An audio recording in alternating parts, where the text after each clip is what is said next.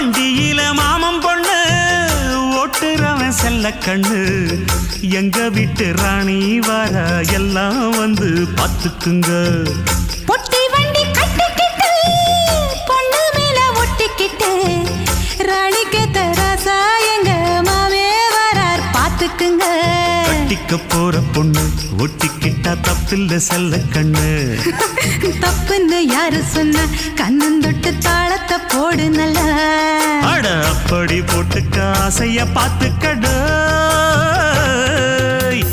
வண்டியில மாமன் பொண்ணு ஓட்டுறவன் செல்ல கண்ணு எங்க வீட்டு ராணி வாரா எல்லாம் வந்து பார்த்துக்குங்க.